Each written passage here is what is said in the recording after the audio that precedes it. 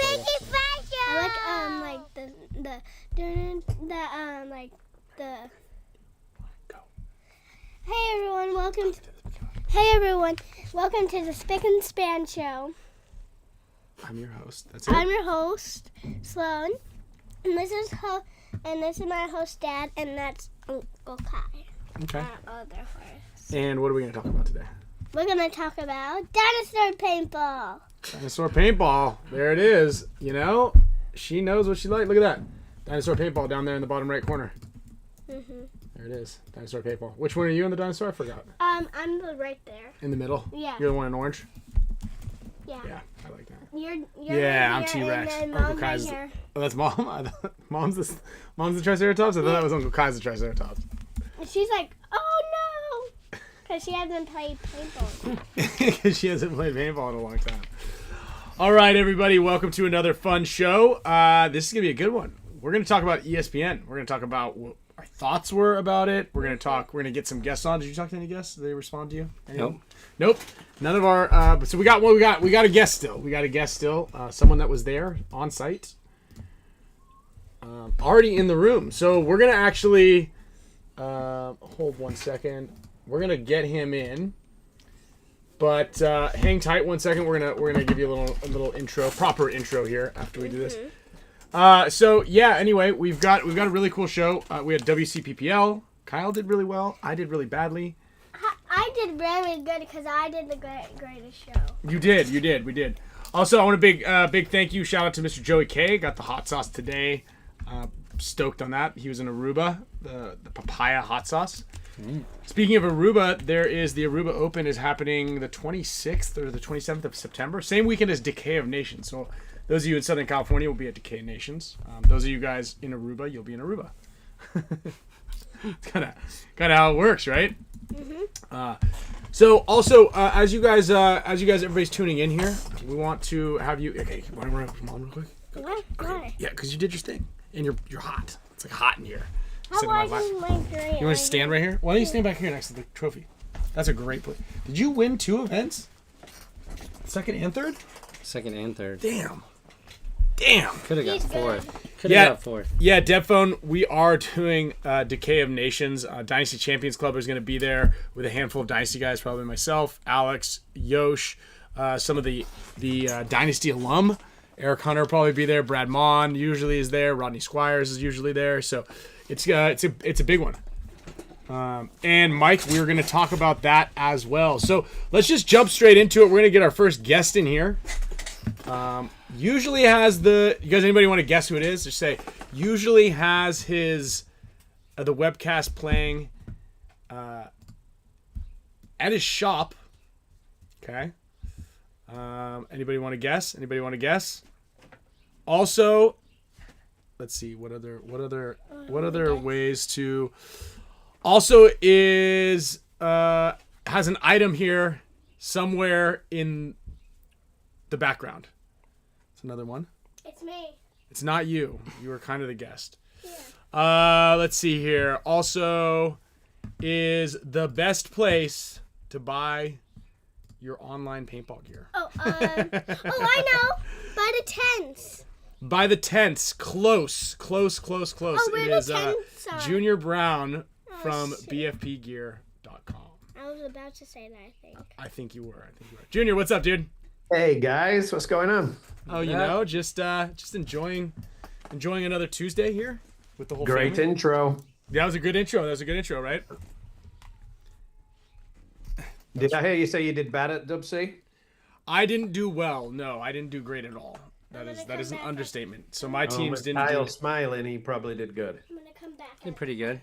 Just text Okay, Mom. okay, well. We had, I think, a little too much hubris going into the event because we had the you know how it is from a coaching perspective. Like, you never want to have the quote unquote easy bracket because everybody goes in there lazy, and that's exactly what happened. Everybody's like, "Dude, did you see our bracket? Did you see our bracket?" I was like, "Oh no, oh no." Hinman even came up and was like, "Dude, you guys got the good bracket." I was like, "Don't say that." And then Kiss we of went. death. Yeah, it's kiss of death. We went 0-4. Ooh. We squandered 2 2-point leads and then lost those in overtime. 2 overtime matches, 3 matches we lost by 1 point. We got gross major for stepping out of bounds. Starting, and then we had to lost that point, spotted the other team point, had to start the next. Yeah, or whatever. A major. Started down bodies, and it was a reverse swing point. Damn.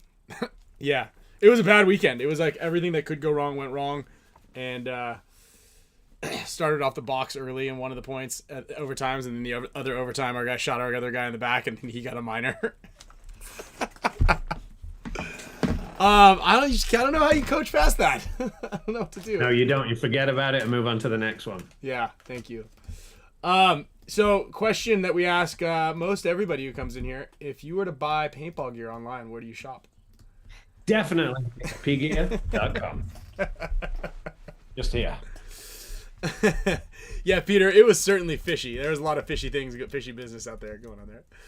BFP Gear question of the day for Junior. So, yeah, ESPN, man. I got a lot to talk about with this one. We tried to get Tyler and Dalton on also. They didn't. It was a little late notice, so we couldn't. They didn't get in there. Schwartz Cable's already on the Kyle's Instagram thing. Yes, Kyle is dealing with an Instagram issue right now. Pain in the butt. So, take us through everything. You know, the preparation. How you felt. How did you feel the event went? It was really good. I think it was good for paintball. What we did, what happened, right? I think there's definitely room for improvement, like everything when it's the first time out. But overall, the event went really well, and I'm sure we can get into the room for improvement area soon, and I'm sure you're going to have some points on that as well.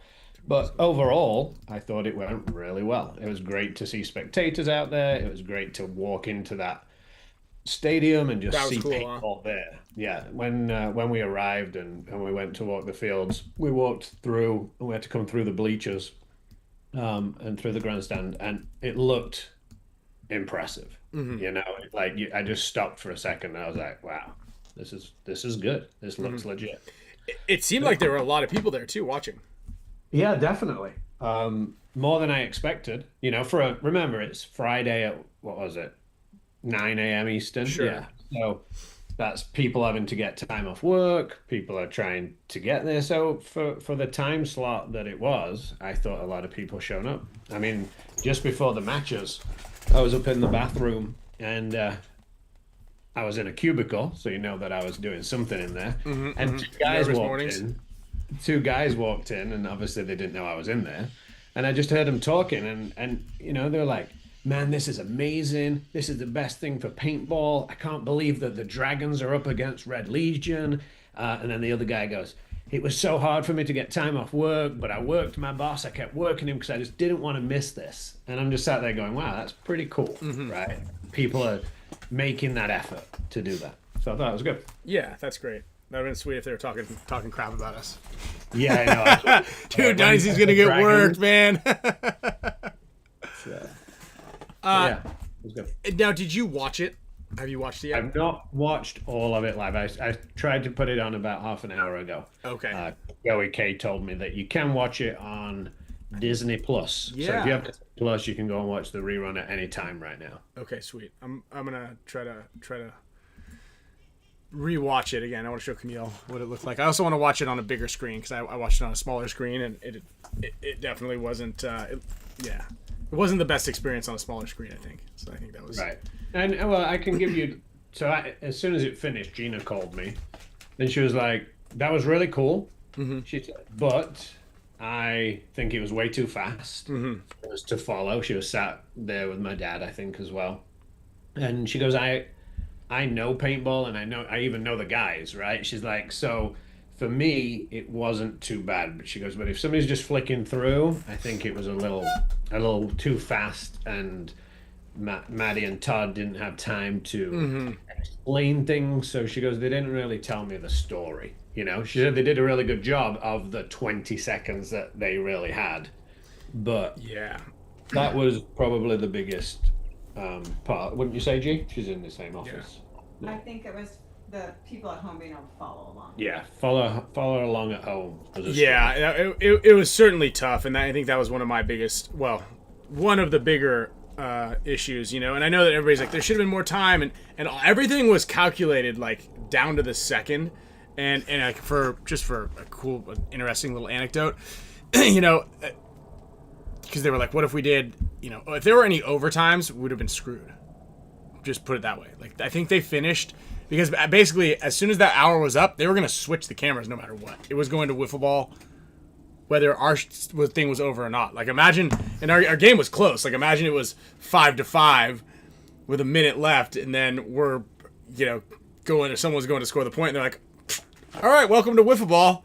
Like, that's we were 45 seconds away from that.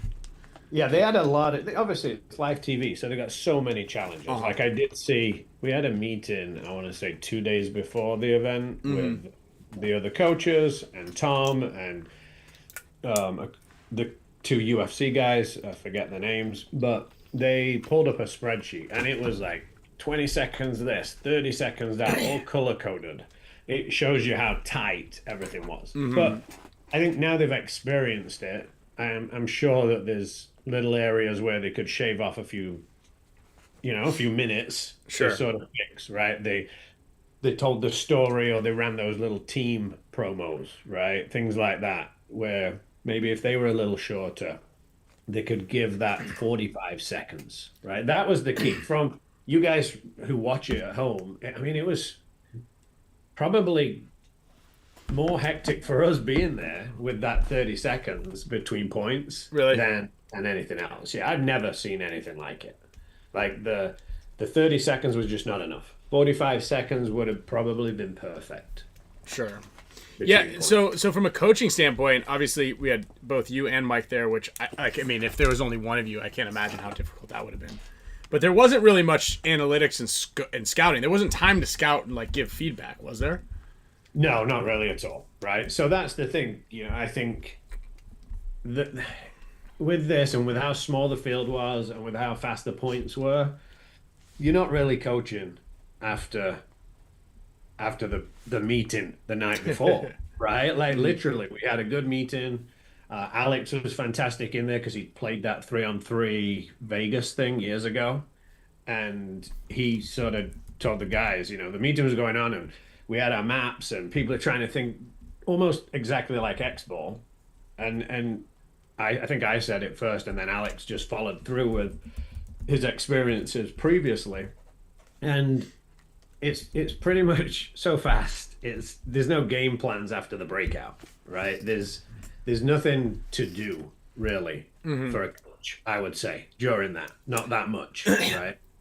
And were you even able to like get like information off the box? I think I saw like maybe a couple of points throughout the entire thing that like somebody did a different game plan rather than like breaking out wide. Like they started double back center a couple times. Like, yeah, like for me, my sole purpose really, all I did, if you said to me what was the benefit, I got the call of our left or right for the home shooter from that home guy. I could get that call out, but really it was the guys making the decision from the box, purely from the box, from that information or from what they see. They just make that reaction. It's one-on-one paintball, and then it just goes into, you know, whoever's lucky enough to shoot that first one-on-one, then it's now drops into that 3-on-2, and it sort of becomes a little teamwork then.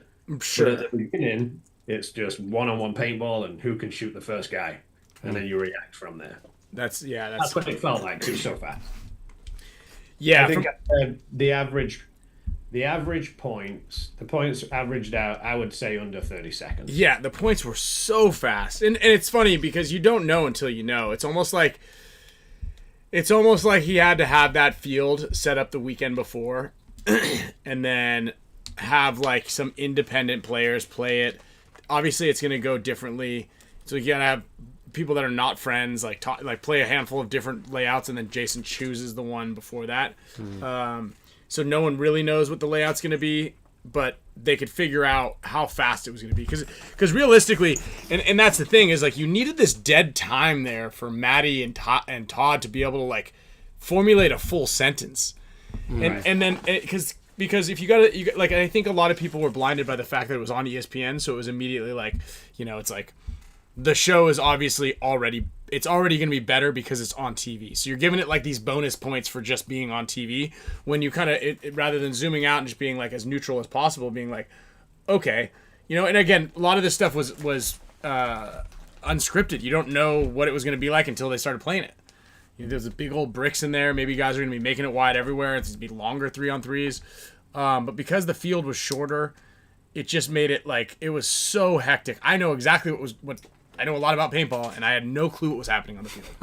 You know, like I was like, what, who, and they never even like, there was never an explanation of like, the paintballs shoot this fast. The field it takes, you know, this fraction of a second or 2 seconds or 1 second to get from one side to the other. So when somebody's running out, like that's the reason they're getting shot off the break. You know, like that wasn't ever explained. So because when there's no time to really. There's no time to. You're right. You're right. And there was a really good explanation, and I didn't hear it. I missed the first 2 minutes of the show, so I didn't get the whole like this is paintball. But from what I understand and talking to Maddie a bit was like he had 57 seconds to explain to everybody what paintball was, what the rules were, who the teams were, and where we were. Right. And if anybody's ever done public speaking before or any kind of like had to write a script out with like if you ever tried to do a 60-second reel, but when they timed them all, you're like, I got to hit all these points for the promo and I got to do it in 60 seconds. And you're like, you're always over, you know?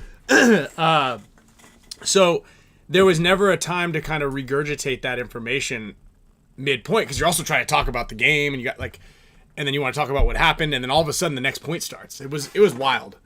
Yeah, it was just too fast, but you know, that's not negative. It was still good. It's still, I get a lot of, I've looked on our Instagrams and stuff like that. There's still a lot of positive about what came out. Right? My dad enjoyed it. He's not been to a paintball tournament in 10 years, right? And he loved watching it. He thought it was cool, right? There's people are going to watch it and think it's cool. And the people that were there that wasn't there for paintball, that was there for other sports, some of those stopped and watched it. And when I at the end, I walked around the crowd area a little bit just to see if I could get an idea of what people were saying, and it was positive, right? Like it was positive for paintball for sure.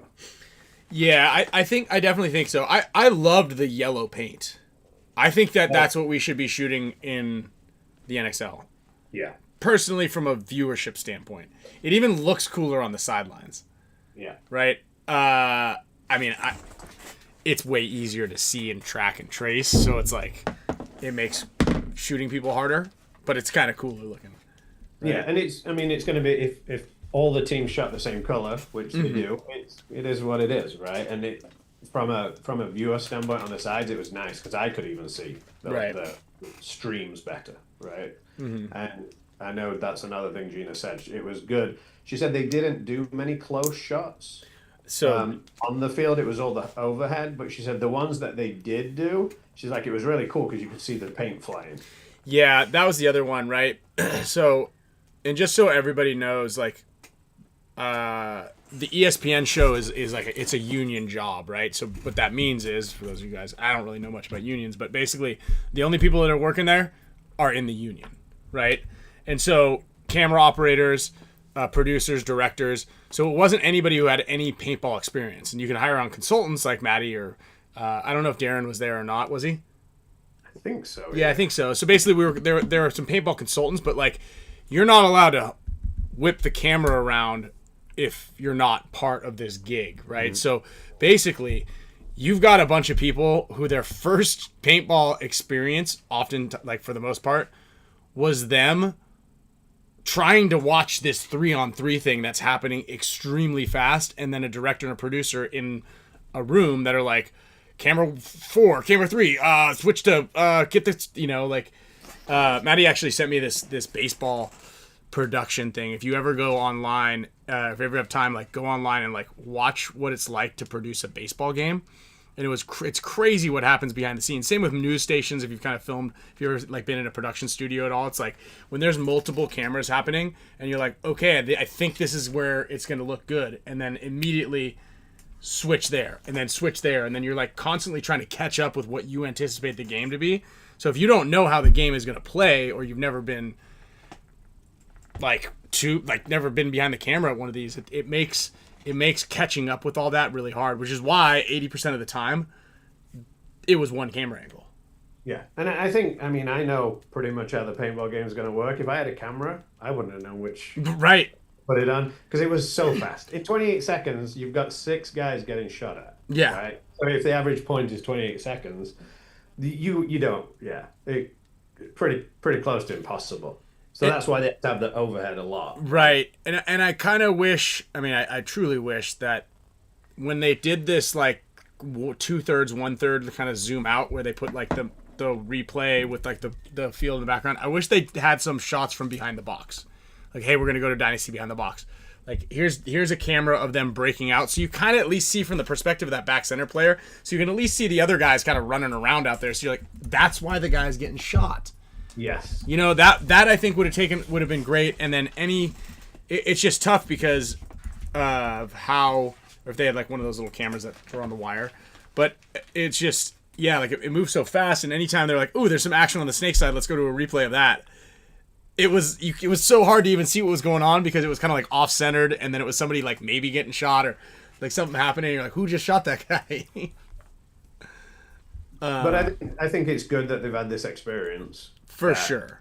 Can help now, right? Because just like you said, if you try and set this up and stay, if we'd have got 4 pro teams together and tried this, not on the type of layout, but on that size field, it wouldn't have gone this way.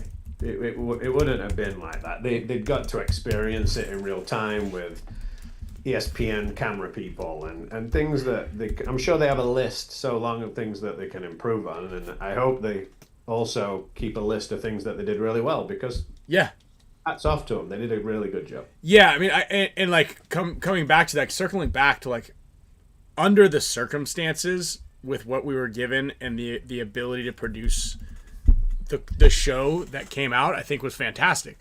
And a lot of people were like, oh, the baseball diamond, why don't they do it in the back? It actually ended up looking all right. It looked pretty cool. Yeah, it did. It looked really cool. I mean, you had the main part with the bunker a little bit bigger, but it didn't affect anything. It looked really cool. Yeah. It looked really good. I think the other biggest issue with it being a live show is that Dynasty finished. We beat the I was going to talk about that. Legion, and it was 4 minutes of commercials before we had to play Impact. So Impact finished. So really, they probably had about 16 minutes of downtime after their match. And it was hot, right? And then we only had 4 minutes, and it was so hot. I said to Eric Crandall, I think it was Eric, our first line was heading out to play Impact for the first point, and I turned to Eric and I said, wow, they're already gassed. And we'd not even started the match, right? Because you couldn't get enough water in time during your 30 seconds. And then we only had 4 minutes trying to get organized. It was just too tight, right? And it's not an excuse, right? Mm-hmm. It was a close match. Everything was fine, but yeah, I expected the guys to run out of gas before the Impact guys did, and it sort of happened. You could see it. Yeah, and take me through that, right? Because with a temperature, what was like 90 degrees plus humidity. Yeah, with the humidity, it was with the 100 sort of thing. I remember our meeting, Eric Crandall was like, oh, it'll be early in the morning too, so it won't be that bad. Yeah. I mean, it could have been worse, right, if it was in the afternoon. For sure. But it was so hot. I felt for those guys. How chaotic was it in the pits, or was it at all? It wasn't that bad. We had a few... It was more of just a few things didn't go. If you're looking at it from Dynasty standpoint, a few things didn't go our way that just sort of we made a mistake on. Our monitor went down, so it's like you normally in an export you can try and get things fixed, and you just didn't. Everything was so fast. So, what do you mean your monitor went down? So we didn't know the score and the time. We couldn't see any of that. Wait, on both sides or just our side? No, just our side. So, and again, it sort of sounds like an excuse, but it isn't. I think there was one point where I want to say it was probably the 5-5 point. And Blake made a move that he shouldn't have, and really we should have blown it because that would have given us an extra 15 seconds, so it would have been a 30-second point to try and tie it up, and really it turned into a 12-second point. Mike thought it was 5-4 to us, and that was going to be the tie, I believe. And I think I did at the time. It was so, not having the scoreboard, we just we started to lose track of the time and the score. So, that was a mistake on our part because it was so hectic on that going down. So there was little things. The point where Blake went to run down, I think it was Dalton in the corner. Yeah. Got shot. We just got the information because it wouldn't have gone to overtime. If it's a tie, it goes to a 1-on-1. And if the 1-on-1 ties, the team with the fastest point gets the win. Mm-hmm. So we had the fastest point. Jason told me, I told, and I yelled it across to Eric. By the time it had got to Eric, the guys had already walked out onto the field. So if we could have got that to Blake didn't even need to go. He should have waited that 30 seconds. Right? There's just a few ifs and buts, but yeah. That's what it is. Yeah, that's a bummer. And then what happened? There was a point where Blake didn't get to the box on time. That was the last point. I mean, we only had 12 seconds. The average was, so we had a 12-second point to try and tie it up, and that's the one Blake didn't make it to the box in time. Mm-hmm. I don't know why. I was looking at Impact, because it was so close on time, I was ready to call which way their shooter was shooting. So I don't know what the reason was for Blake not getting out there. Other than even when he was running to it, he looked slow. So he was gassed, sure. Right?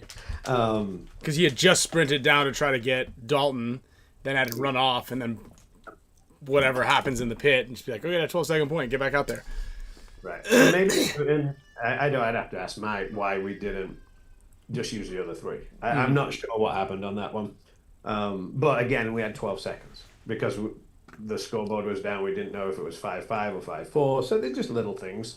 But overall, I thought it went really well. The guys played well. And people have said that they look, all four teams look pretty good. Yeah. So it was a good showing for professional paintball, I thought. Yeah. It looked great. Like, I think that maybe we could have had, and obviously hindsight is 2020, right? You can always nitpick things afterwards. Obviously we needed to lengthen the timeouts, or maybe even create like mandatory 9-person roster, right? Whoever has that back-to-back game is absolutely screwed no matter what in this format. If you're doing a live format, you have to play a back-to-back game. Because, like you said, a 16-minute break versus a 4-minute break is crazy. The pits.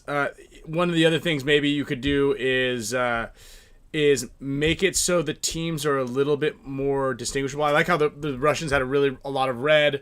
Impact was not really too distinguishable. Like us and Impact almost looked similar in the sense that we were like black and blue, and they were kind of like black and gold versus like all red, all white, all blue, and all gold. That's kind of like how the colors should go. Like they need to be less artistic design, in my opinion, less waves, and paintball jerseys have like all this like fluff in them.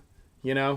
It should just be like we're wearing a blue suit with our names on the back, really. Yeah. And then any Dynasty in blue taking on the Red Legion, obviously, in red. The Russians had more red on them than they normally do, didn't they? I feel like they were like they looked like red. They were wearing tracksuits. Old school Russians, So and no, right now we don't have any information right now. We don't. There's no information right now on how the show did, or what people said, about it in the ESPN camp. So I heard there was some of the execs there watching live, and they thought it was awesome, and it was very positive from a lot, right? From a live. But it's all about what comes back in from the viewership, right? Yeah. Watching it on the reruns, I think I saw somebody put a question in. Where can they watch it? It's on Disney Plus right now. Yeah, Disney Plus and type it paintball. Sweet. Yeah. So you can definitely Yeah, there was a couple more. Yeah, I'm looking at this comments right now. AC show that was jerseys look cool in person, but yeah, exactly, Mike. So the jerseys look cool in person. Everything looks great, like up close. You're like, wow, look at this detail. And those are cool little nuances about a lot of design work, right? You do a lot of design work too. You want to kind of, you want the the product to stand out from afar so you can tell what it is, or do you want it to be like really intricately cool when you get close to it? You know, I'm a good looking guy from like 20 feet away, 30 feet away. Well, my numbers take a hit as you get closer. Archie asked, was it fun from a player's perspective on a smaller layout? I tell you, it looked fun, and all the pros looked to have a lot of fun playing. You know, everybody was having fun. I think it's different, isn't it? Because it takes out. There's not much tactics. There's not much talking. I don't even think I heard any player really talk to one another because it was just one-on-one paintball. One guy dies, another guy picks up on where that body was dropped from, and then they just drop the hammer. There's not much time to talk or do any communication, right? So from that standpoint, I think the players seem to have a lot of fun because they could just unleash themselves, right? You've not got to think. Yeah, you don't have to think. You don't have to do any of this other stuff where you're like, yeah, I think that's a really good point. You know, it's like lets the guys be more creative and not have to worry about anything. How about the paint consumption? Did anybody ever shoot their 2 pods? No, I don't believe anybody loaded. Saying that, I think Danny told me on the drive back to the airport, one point he loaded a pod. It looked like they were just. Did you watch it? No, I just got to see a little bit when you got out of the car in the morning. That's right. Watching it. Yeah, because we were driving to the field, kind of like. But the rest of the Dynasty guys, I'm sure they said, I didn't even load once. Damn. Yeah, I could see it. I could see it because of how quick everything went down and moves people were making. It was like just kind of a big crash. Who ended up getting the MVP for the event from Impact? They didn't announce it. Oh, they didn't. Not that I saw. Yeah, I didn't see them do it when they did the trophy at the end. They didn't say anything. Yeah. 4:45. Yeah. So what do you think? What do you think the next step is? Because they are doing one of these or something similar to it at the next. Yeah, I just heard that as well. That something's going to happen on the Thursday at the NXL. Mm-hmm. 3-man? Yep, 3-man. Nice. 3-man's back, baby. Maybe happening, yeah. So I don't know. Maybe they're going to test a few other things, but I don't know if it's worth testing on an X-ball field. I think that size field was too short, and it didn't have enough bunkers. And I think so. We need to go a little bit bigger and add a few more bunkers. And the X-ball size is probably a little too big. Mm-hmm. And I think the size constraints were just the size constraints and the kind of the timeline and the fact that it's 30 seconds is all based on what we were given to work with from ESPN, I believe. I think they were like, this is as much space as you can get. Were the nets pretty close to the? No, they were given they got that space sizing and everything, but when they set it up, there was a lot. They could have had a little bit bigger. They could have had a little bigger, and even just a couple of pins out there would have made it so people made it to their spots. Because and there might be a place for this style of paintball for sure, because it was fun. But it definitely we lost a lot of the stuff that people fall in love with paintball, right? The communication, the teamwork. The planning, the tactics, that all goes out the window on that style. Not that style's bad, what we did. It's just a different style of paintball, right? Right. So, yeah. Might be that style for some certain players that want to do it that way, and then there'll be other styles for other people. Yeah, Yosh said something really neat like a pretty good breakdown in this, and this is kind of how I feel a little bit about one-on-ones as well, and the beauty of paintball and why a lot of people play paintball is for that teamwork and camaraderie. Like you want to be able to like make a difference in a sense because you have a teammate with you. And he said, it seemed to me as an observer that the fast pace of the show and the format diminished the strategic part of the game too much. The production value was great in some aspects, but it was rare to see a close-up of a player getting shot, which is one of the same issues with broadcasting the current pro 5-man format. I fear the simplicity of this format will suffer long-term because the more points that are played, the more they start to look the same. Without time to explain what happened and understand what strategy is being used, it looks like a repetition of players basically running into each other over and over again. Eventually, this will be boring to the viewer. The format that was shown did not showcase player or team skill very, very well, which makes pro paintball less special. It makes it look like anyone can do this. If we want to maximize the interest in a format like this, 3-man, we need to capitalize on the carnage aspect of it by getting more cameras and showing players getting blown up and making great shots. I'm sure I can carry on a lot of bias in my experience in the game, but I didn't feel like 3v3 showcased the things about paintball that I love: teamwork, strategy, player personalities, and drama. It may, however, cause the casual observer to stop scrolling and see what it is, which has some value. Yeah, I think that's a great way to summarize it, really, right? Mm-hmm. All those aspects, what Yosh is saying, are definitely what we don't have in that 3-man format. We lose it, it goes.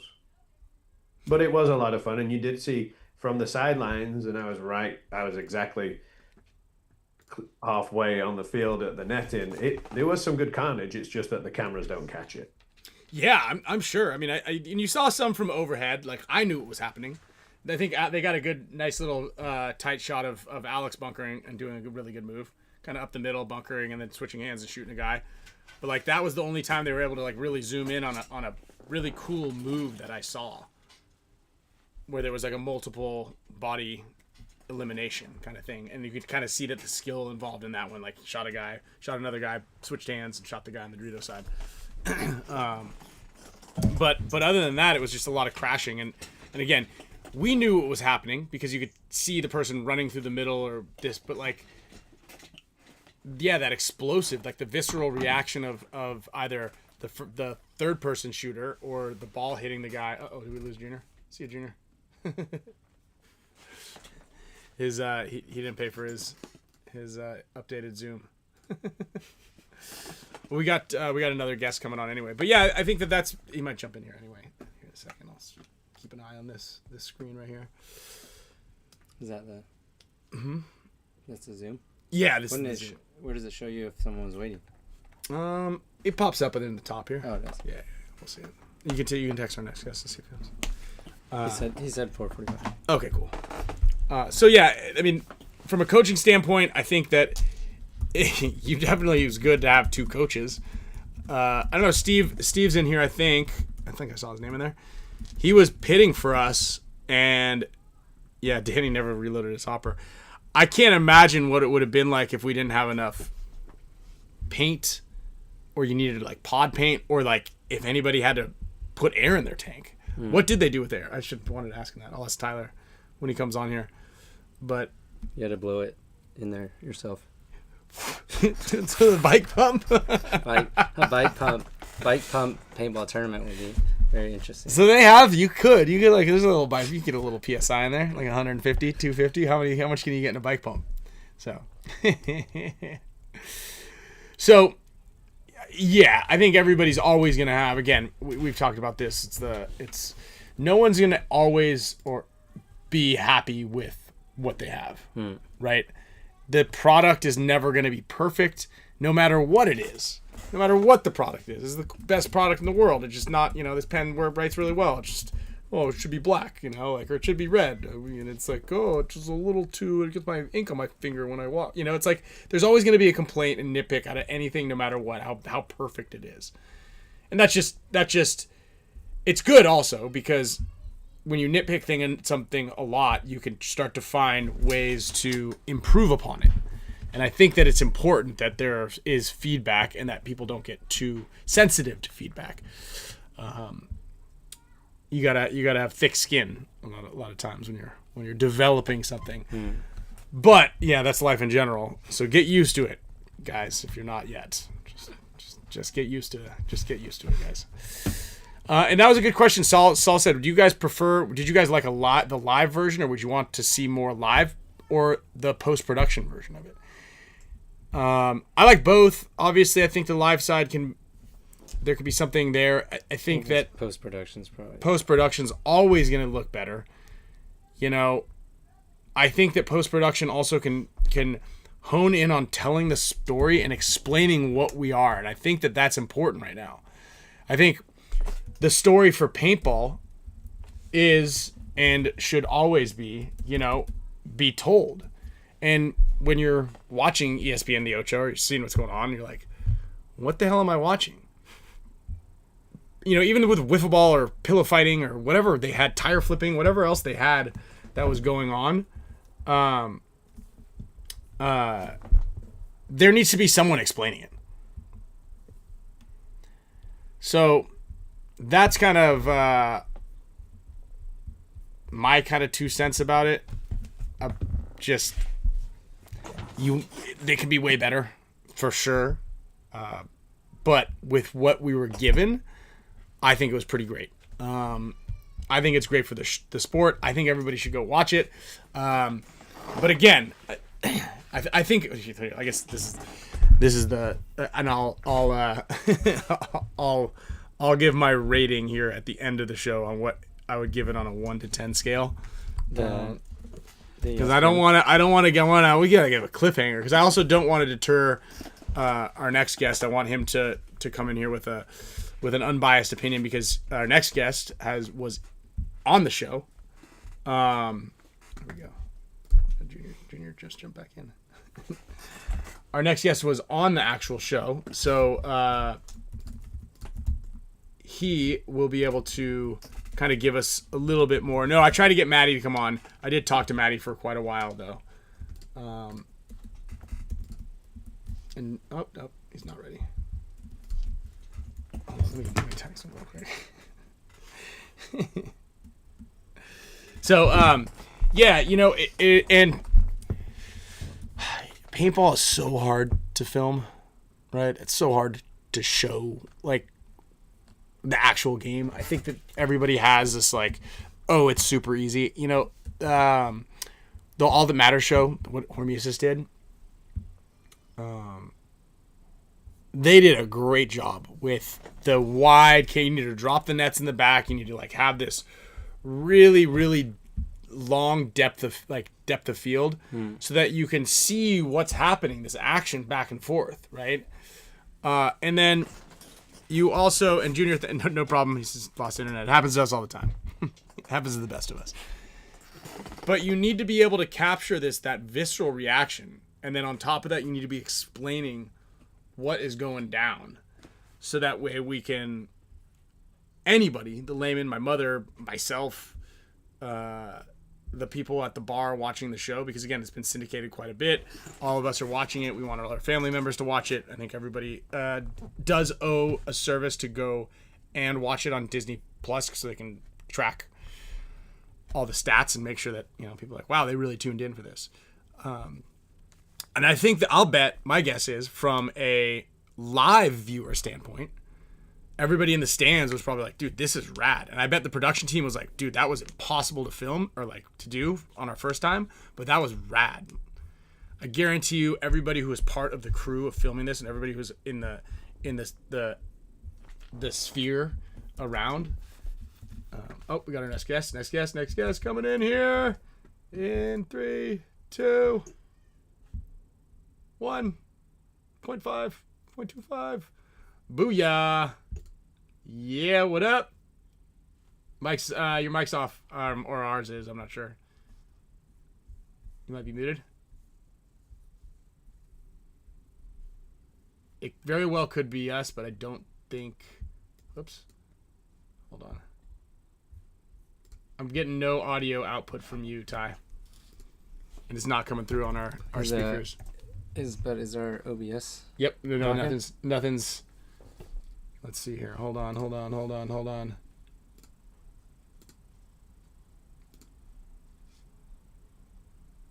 Nope. You're unmuted, but no, we're not getting any audio out.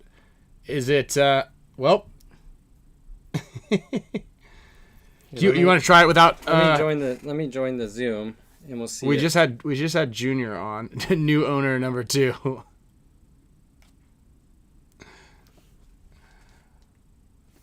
So it's not even coming through on Zoom right now. Nope, you just muted it. And then, just do this and we'll check. Hold on.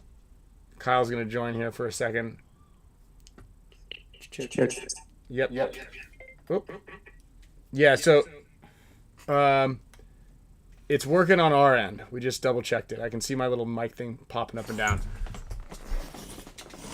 But you look good. The cam is good. Nope. What's going on? All right, so as Tyler gets it, you can hear us, right? Can you hear us? Yeah, you can hear us.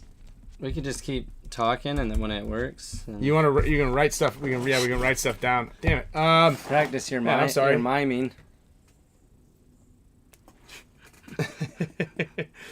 Yeah, Steve, there was an echo because we just wanted to test Kyle. We wanted to test our side of thing. Tyler's blonde hair is killing the audio.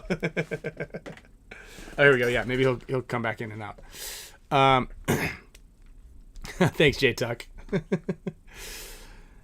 So yeah, it'll be interesting to take, because I definitely want to get somebody who played this to get on here. Here we go. Here it comes again. Harmon, self-view is enabled.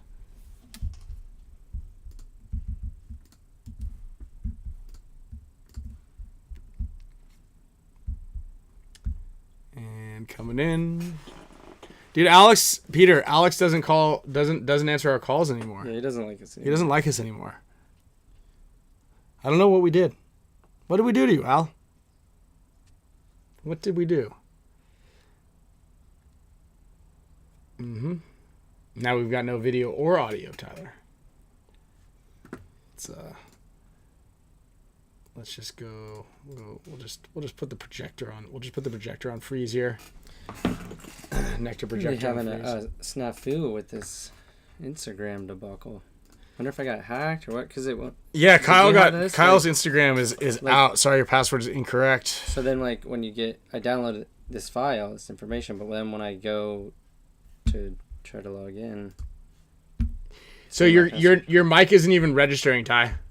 Like there's not even a microphone icon on your participation thing. Click the little audio on the bottom left. There's like an arrow that goes up, and then it'll say select microphone on the very top. You should get same as settings. Mine's Yeti. I've got Thunderbolt 3, MacBook Pro. So on the Zoom bottom tab area where it says like share, chat, participation. Yo, There we go. Okay. Sorry, dude. No. This is great. All right. It was a rift. We had it. Now you sound good though. All right. Well, hey, congrats, dude. We're back on Thank TV. you. It was a fun one. It was definitely a fun one. I will say that it was really fun to play too. The pace was, I know it was fast for the viewers, but experientially, it was really fun to play at that kind of a pace, and it really, athletically pushes the boundaries of paintball as well. I think we do need to probably get it at about 45 seconds just to give the broadcasters a little bit more time to speak, but I think we're very close for that 3v3 with the pace. And I know you guys didn't get to play it, but when you do play it, you're going to see that the pace is kind of crazy, and you have to have some deep gears to keep pressing, especially when it's like crunch time at the very end of the game. Gets pretty difficult. Tyler, did it remind you, like, a little bit that I saw, did it kind of remind you of like when we did, remember when you and I played Shorts Pro Tour? And it was like, yeah, the shots, you could easily get shot like in transition right off the beginning, like out to the first without bunker. a doubt. Yeah, on both sides, it was just a dance off. It was like a shootout on both sides. You had to be doing some unique shooting tactics and movements, or just pinning it to the corner in order to make it. And like evading, like seeing where their paint trajectory is and kind of evading it, like exactly, in the open. yeah. Because the crossfield shots on both the Dorito side and the Snake side. So the Snake side would be shooting at the Dorito side, and vice versa, Dorito shooting at Snake side, and you can see your opponent immediately. So Damn. you had to get really creative off the box there. Damn. Yeah, it was wild. So we wanted to ask who got. Did you guys decide who got MVP on your team? I'm not really sure. I don't know. I'm giving it to JC. Let's go, baby. There you yeah, go. you're a JC. Way to be, JC. I would say from what I saw. Yeah, dude. JC went off. Dude, that commercial, dude, your commercial's so sick. It was. I got to give so much credit to Brett and Mike on that. They really. Who did it? That. Mike and Brett from UFC. They helped Oh, in sick. those parameters, and they put that together. I met with them a couple weekends ago. out at ASG, and we filmed that, and yeah, it turned out really good. It's just pretty much is like a statement, just letting people know, hey, you might not know we exist, but paintball is here. You know, this is a new thing. I know the first one's always going to be rough. We're not looking for perfection. We really were able to see a lot of different angles that we can take and routes that we can maneuver to make it the best show possible. But for the viewership, it was so cool you had a stadium seating right next to the field. So a bunch of people hollering and yelling. Sick. Every time it was a one-on-one, there was no element of surprise in a one-on-one because everybody in the stands is going one-on-one, one-on-one. They were all, so everyone knew when it was a one-on-one because the stands are going crazy. And yeah, it was just a cool moment for the game. This is just the beginning. You know, that's one thing we have to remember is we are still such a small sport, and this is only the beginning of hopefully great things to come for our sport. Yeah, and real quick, anybody here who's watching the show, was anybody here live at the event? That'd be. Well, I'd love to get the take there. I mean, dude, it looks sick. Finally in a stadium. I mean, I know it wasn't like it was nice. A huge stadium. But it was a big stadium. It was bigger than anything we've had. You know. I mean, that was a big stadium. It was like a you know, it was a real stadium. Yeah. Yeah, it was cool. How was it playing on that dirt when you like kind of? I saw a lot of people slipping. It was so nice, honestly. Oh, really? The playing surface. I mean, whenever we talk about playing surface, you have to remember I started in Modesto on cement. Okay, so anybody that brings up playing surface to me is you know, obviously we want for the tournaments, we want the best surface possible for anybody who's paying money to go to an event, but like. I've played on the worst of the worst. I know you guys have. Bob Long's house was also insane. But this dirt, yeah, that house took a lot of people. Took Kenny's career. Bro, Kenny, we love you. The dirt was amazing. The grass was unreal. Like, it just was like when I was out there just looking at the surface is as good as you could possibly ever get. If the pro baseball players and these, you know, top tier baseball players can slide on it, I was like, you know, the dirt, grass, whatever, this is all good. I didn't even wear knee pads the whole time I played that event. Yeah, it was, you know, yeah, that's such a nice smart, surface, right? Because it sheds off a little weight too, right? Yeah, little cooler. And when you crouch down, you know, the knee pads, they get kind of tight on the legs. You don't have any of that kind of stuff going on. So it actually does restrict blood flow a little, you know. So you got the blood flow is flowing when you're out there. No knee pads.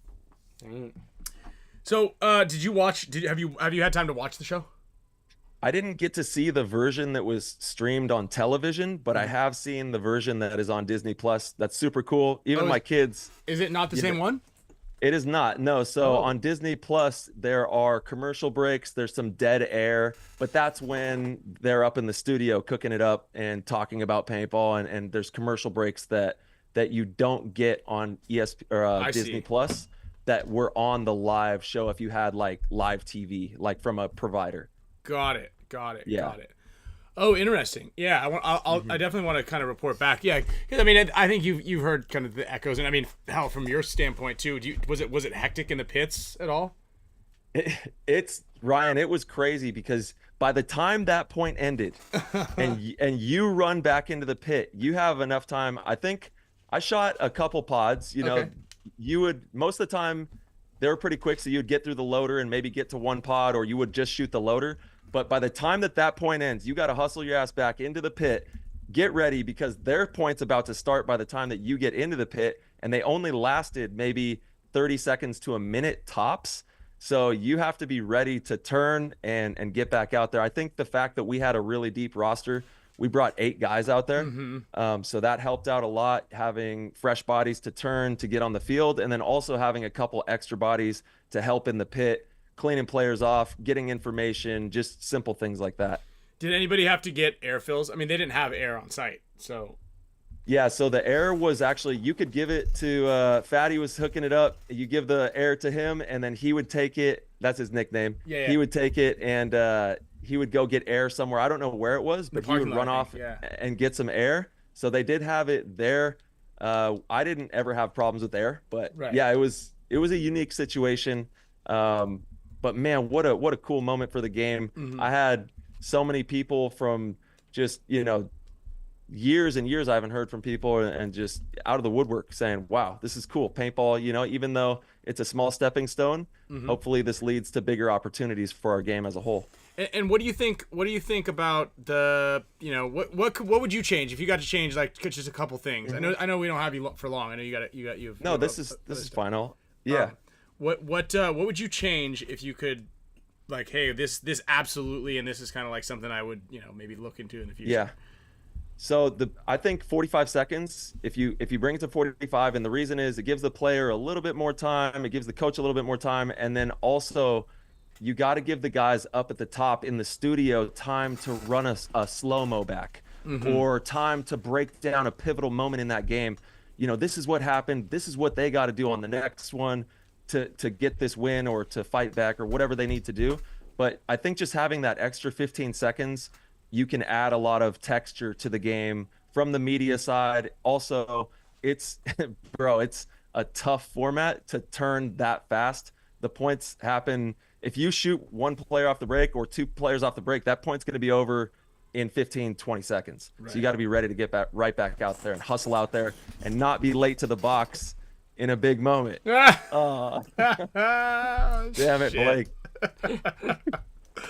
Yeah. You know, I was watching it, and so I started watching it in my hotel room, and I was like, crap, I got to get to the field, right? So I watched your match against PB Fit, and then I was driving, trying to watch, you know, somewhat safely watching our match against the Russians. We trounced them, and then I was kind of pulling into SE Village at when we started playing you guys, and I was trying to watch it as much as I could, and I was like, we're up, and then you scored that point to tie it up or go. Yeah, you scored a point to tie it up on us. Yeah. Well, it was exciting because the score changed. I think 4 or 5 times. You guys were up, then we were up, then you guys were up, we were up. I was so scared. 'Cause I was so nervous because I was like, all right, we're up 5-4 with 1 minute and 20 seconds left. I'm like, oh, it's not enough time. It's like you're too comfortable with that thing, and then you came through and scored that, and it was tied up, and then we had that really tight point.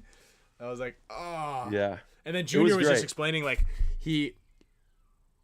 guess our monitors went down, and they were like, dude, we didn't know if we were up or down a point. We thought we were kind of tied, but then we might have been, and then we didn't really quite fully understand the rules and the tiebreaker. Blake just didn't make that move, and we just tied it up. Yeah. We would have gone to one-on-ones. But what's crazy is, I don't know if you heard this earlier, the show ended, so we had 1 hour to film. The show was 59 minutes and 15 seconds or 30 seconds. Maddie said that he was collecting his stuff off the studio, and they're up in 10. You know, the wiffle ball guys were like, hey, you did a really good job. That was sick. Sat down and we're like, all right, welcome to wiffle ball. It was whoa, dude. Wow. Okay. Yeah, I didn't know that. And if it had gone to one-on-ones, I think they would have been like, okay, here's for all the marbles, you know, Harrison Fry and Tyler Harmon, and they'd be like, and welcome to wiffle ball. Well, good thing that didn't happen. Yeah, wow. Good thing that didn't happen. Yeah, and that one-on-one format's kind of wild because whoever has the fastest point, you only have 30 seconds to score, and the player that had the fastest point, or the team rather. Wait, the one-on-one was only going to be 30 seconds? That's right. Oh my God. And here's the kicker. The person whose team had scored the fastest point, they are on defense. So the other player has to score in 30 seconds. No chance. Yeah, you have 30 seconds. All the other player has to do is hide, essentially. Yeah, so you got to land a lucky shot, kind of. Wow. Yeah, it would have been crazy. But yeah, it was a really fun time. Shout out to everybody that was able to make the trip. I know it was a lot of work. So many people behind the scenes. I got to do another shout out to Mike, who directed it, and then Brett, he was producing. So Brett was down there on the field with us with a microphone, talking back and forth with Mike, getting all the camera angles and trying to do the best that they can with the time slot. There were so many hoops that they had to jump through with time and just everything. It was a juggling act for sure.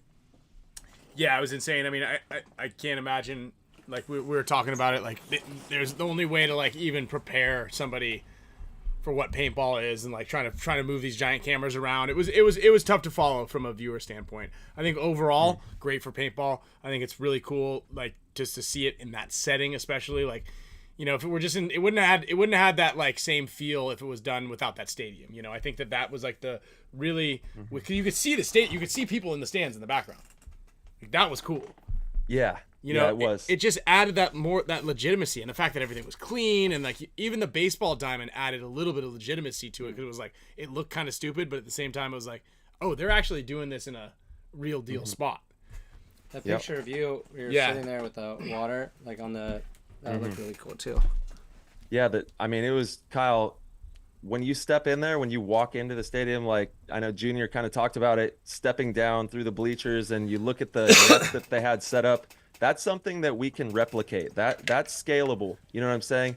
I even made a funny shout out. I said, watch out, Savannah Bananas. We're coming, because there's Banana Ball, which has been really successful, making this new iteration of baseball, a very entertaining format. And let me also say, this isn't the end all be all of paintball. We need 5.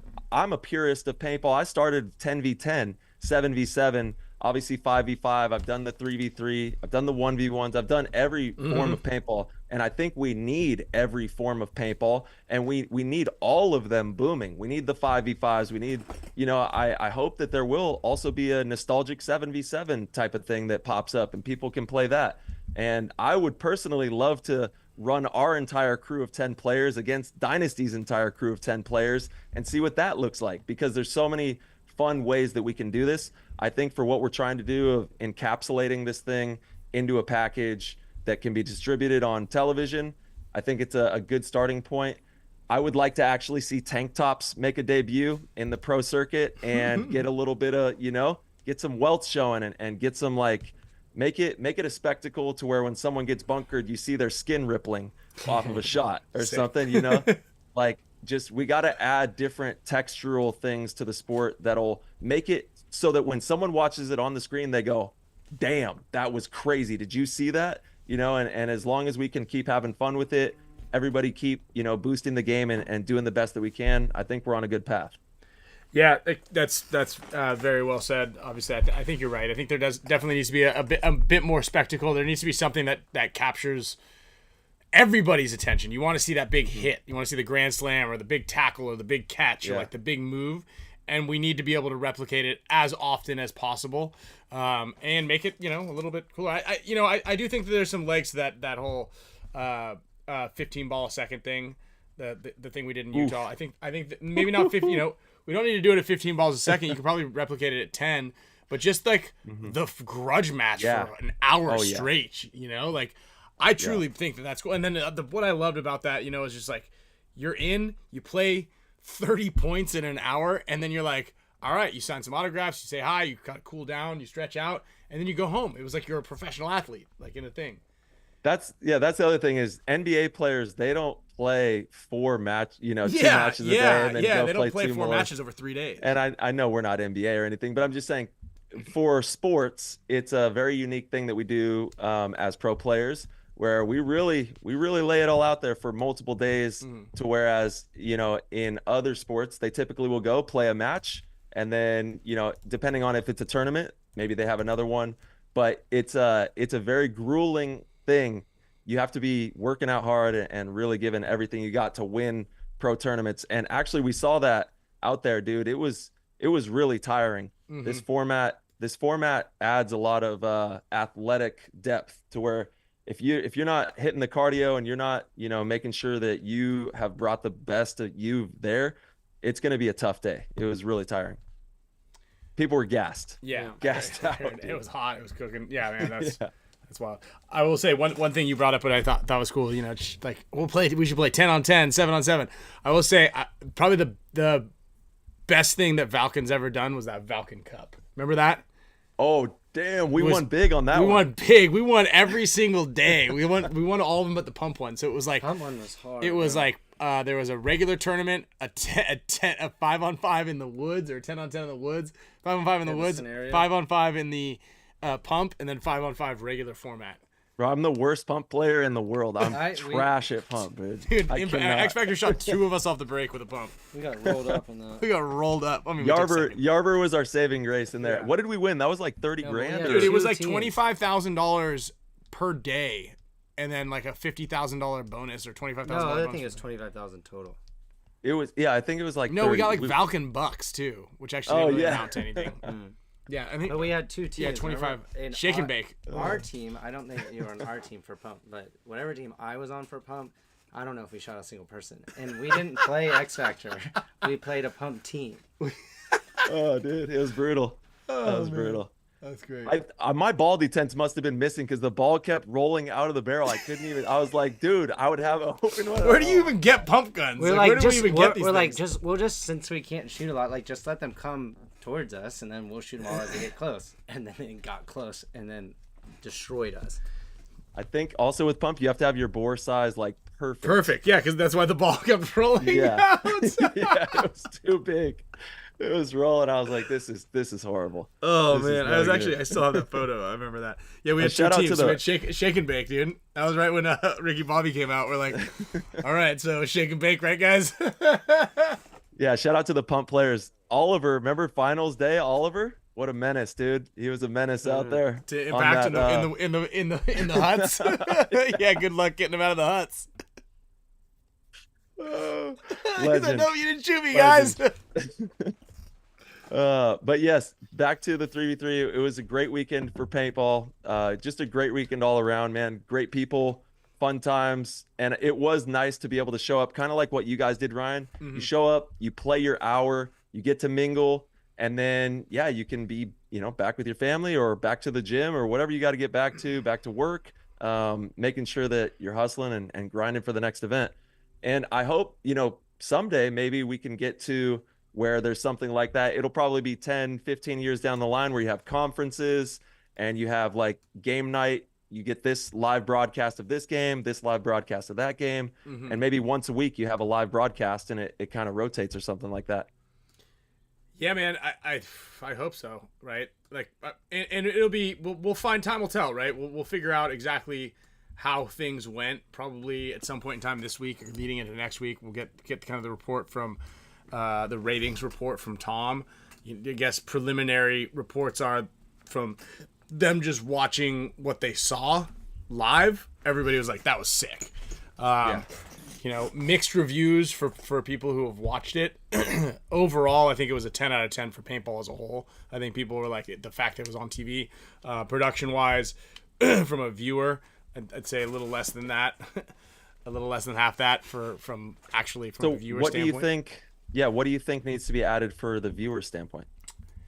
I think it needs to have. I think that the camera and production team needs to be a little bit more versed in paintball in general. I don't know that there's any way of keeping up with it, even if it had the most seasoned, if Art and Verbal and all those guys were actually like at the helm. I don't even know if you could keep up with it as it was. I wish that there were some behind the box breakouts, like, hey, we're gonna go wide angle shot from behind. Here's Dynasty breaking against Impact, where they did that 2/3 kind of view where they exploded one and made the other smaller, and just be like, that way the viewer could actually understand and like digest why is it that when 3 people they start and 3 people run on each side that like 2 people just end up walking off. It was very unclear. I mean, obviously I know what's going on, but most people are very unclear in that respect. So maybe get like a camera behind each one that's on like a pole or something. Yeah, just so there needs to be something. You need to be able to see the paintball. Like, so you see someone shooting like from behind their shoulder. And I think the more times you play the field, the production got significantly better from match to match, but was still very difficult to follow based on I think the lack of experience just from all the cameramen and the production team and just like how fast it was in general. Like I said, I think it would have been a very difficult task for anybody to produce how quick it went. Yeah, Mike and Brett actually play paintball, Yeah. so they understand the game, and obviously the guys with the cameras, they're telling them exactly what to get in the pits, but on the field, But- maybe getting a little bit more behind the box action. Yeah, and were Mike and Brett there as consultants, or were they actually producing the show? I think they were there as consultants, correct? They were producing. Oh, they so were? Mike was up there. Oh, so they worked for ESPN. They were in conjunction with them, and Yeah. everybody was working together. Yeah. Okay. And then Yeah. Brett was on the field, and communicating back and forth up into the box there. But yeah, it was obviously the first go at it. They had, it was, there was us, then you had 2 other sports. So maybe in the future, like I said, depending on how everything goes, we can get a little bit more space for that angle behind the box there. But it was a lot of work to set up everything and get it the way it was. Yeah. No, like I said, and obviously the extra time, which wasn't even available, wouldn't have even fit in there. I think the yellow paint was great.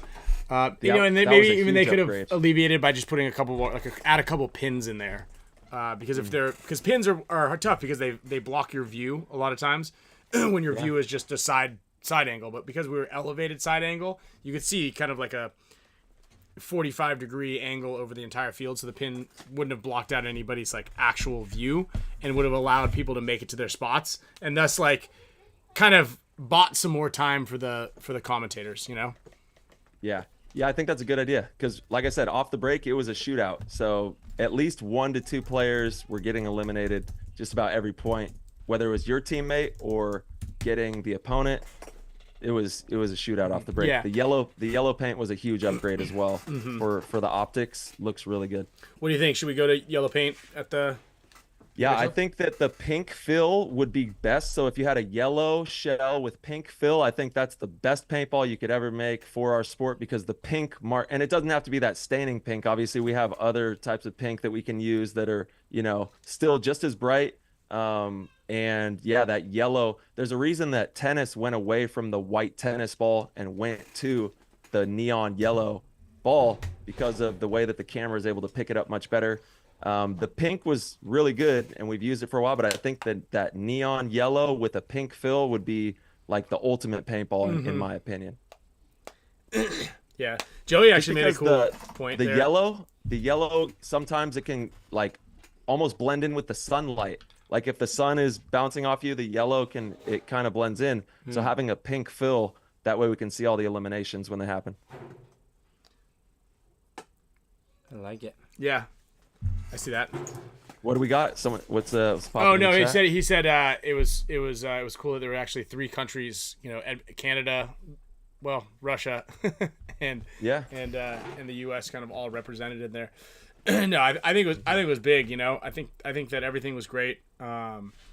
And we needed you out there, man. Your team had needed you out there. I know you know how to play this. Like you and Yosh are 2 of the best players to ever do these kind of styles. Really quick on your feet when you get an elimination or you lose a body, knowing what to do. But not only that, the depth, having that depth was really a game changer. In that finals one. Yeah, I think I was talking to, I talked to Maddie and we just had Junior talking about that 4-minute turnaround after the match. Guys were just, you couldn't even drink water in between your matches, I guess, or between your points. He's like, you couldn't even get, no, there was no time. There was no time for anything. That's wild. Yeah, because, and especially if you were the team that was on the far side, if you had to walk to the far side of your pit, you know, you got to run all the way back. Did you do any back-to-back points? I don't think so. I think we rotated every single point. Yeah. So we had a fresh group go out there every single time, and that was really big because even after the match, I know Kyle Berry, he played 4 back-to-back points. Dang. Really? And he was gassed. Yeah, he was cooked. Huh. We're actually going to have Kyle on PTG tomorrow, so we'll kind of talk about that and dive into that with Kyle. But yeah, it was a tough format. If you're turning back to back, the Red Legion tried turning Malloy. Yeah. And these are some of the toughest dudes in the world at paintball. They train like nobody you've ever seen. You probably can't even imagine how hard they train, and they were getting gassed out. They could not go back to back to back. It was just too tiring. Yeah, I mean, I just don't think you need to, right? I just feel like it is very easy not to have to do that. That's why I feel like you just, yeah.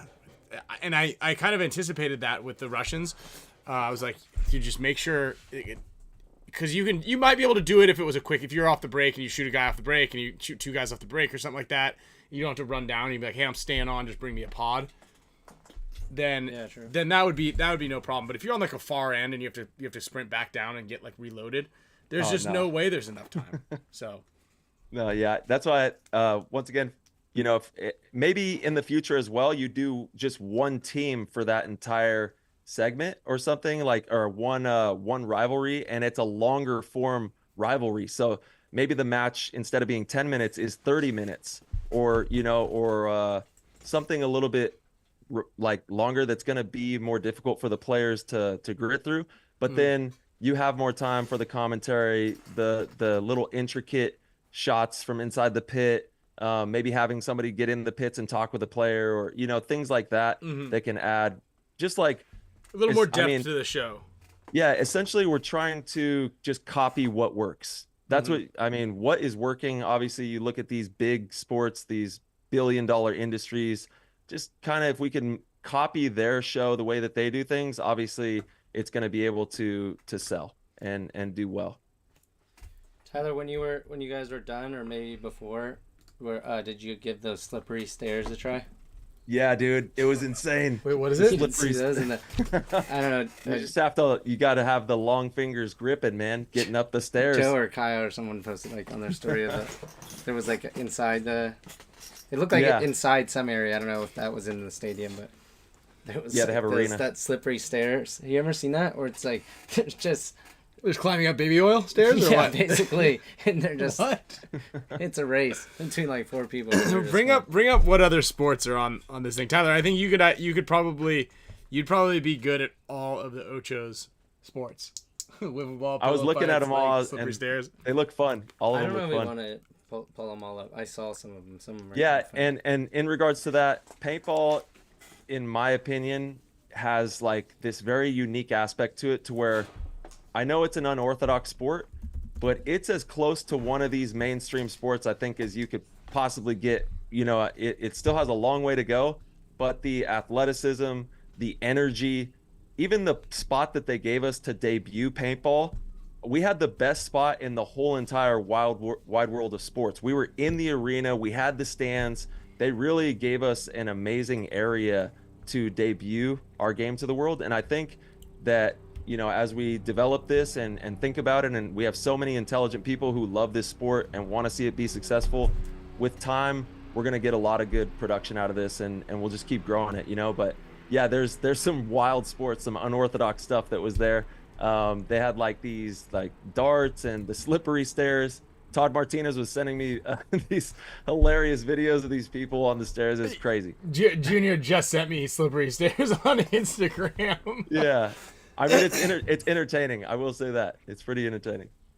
And that, at the end of the day, we just got to keep having fun, doing the best we can to make our sport entertaining and fun for the community. And thank you to everybody who showed love, tuned in, supported, told your family members. It truly means the world to all of us who are part of this game and trying to watch it grow. Yeah, truly. That's again, well put, man. I think this is a really good jump off point. I think we've been jumping for a long time. Another good 20 years. Yeah, a little longer than that. Yeah, seriously, man. But just continuously pressing and progressing forward. I want to thank Tom for making it happen. Also, I know everybody gives him a lot of heat. Jason for really fine tuning again. That not going to be perfect, but fine tuning that time frame. Like, guys, it's just like think about this when you're producing and you're doing a TV show and you've got this much time to do it, and it's an unproven format. Like we've never done this. It's just kind of like we're doing like math. Kind of like, okay, if I do 30-second breaks, a 10-minute running clock, okay, we're scoring these points and there's a break at 30 seconds. Technically, each match should be 10 minutes long, right? And then no technical. They couldn't afford to have any technical issues. No. Like I said earlier, Maddie had exactly 57 seconds to read the intro. Like not 60 seconds. Don't go short, And then there's just a lot of these factors that come into producing a live element show that. Yeah. And these guys are just a well-oiled machine, man. The guys crushed it. Jason, Tom, everybody behind the scenes. It was actually Jason, from what I understand, his idea to go with the yellow ball for the television. So amazing choice on that. And I hope that we'll see the yellow ball, maybe with a pink fill, something that'll mark really well as we continue to develop the pro game. But yeah, it was a fun weekend in Florida. It was cool to be back at Disney. I know we were there like a long time ago, 20 years ago. We were at Disney, so it's cool to be back there. For real. Yep. Right on, Ty. Well, thanks for jumping in here for a bit and yes, sir. And coming on. We appreciate that. I know it was last minute. But hey, I'm here for you guys. Congrats. If you ever need anything, I got to make sure my sister company is doing good. Yeah, I saw that too. I saw it too. You know, I saw it too. The show's running well. Yeah, we missed you at the summer camp, man. I know. I missed being there. Actually, I was like, God, this doesn't even feel right. How was it? Was it fun? It's good. Yeah, dude, it was cool. It was, it was a handful of returning campers, but it was, I'll put it this way. There wasn't anybody there that didn't know how to play paintball, I think is the best way to look at it, right? Like everybody was very competitive across Heat 1, 2, and 3. We had a good amount of like D2 players that were there. We had like it was a really good. The draft went a lot smoother. The draft was good. There's a reason. Always madness. Comment. Yeah. The draft went smoothly, actually. Yeah, you're right. No one got punched. The draft is one of the most fun things. You got the tournament. Mm-hmm. BKI is awesome. The food. Carmen whipping it up. Yep. And obviously Ant and Lori putting on one of the best training events that there is in paintball. So shout out to everybody that went out there. Definitely missed being there at that one. Yeah, we missed there for sure. Yeah. Well, cool, dude. You said you got Tyler, you got Kyle. I was gonna call him Tyler Berry. Yeah, we Tyler got Kyle. Berry. Tyler Berry. You got Kyle Berry on the show tomorrow. Yep. Yeah, we'll have that out and should be tomorrow afternoon for everybody to tune in for that one. And then we'll obviously be diving into 2025 season and then the 3v3 from Dynasty perspective, being out there on the field. Sick. Yeah. Let's see that hair. Oh, the hair. He gave you superpowers. My mom That never wants me fails. to do it. It never fails. You're right. My mom wants me. No, dude. It's pretty crazy actually with I don't know what it is. It's like you do it for World Cup, you do it for these obscure tournaments. We won in Vegas. Remember we won Vegas that year. You just have some fun and good things happen. There it and is. there really is a key to that for all the paintball players out there with your teams.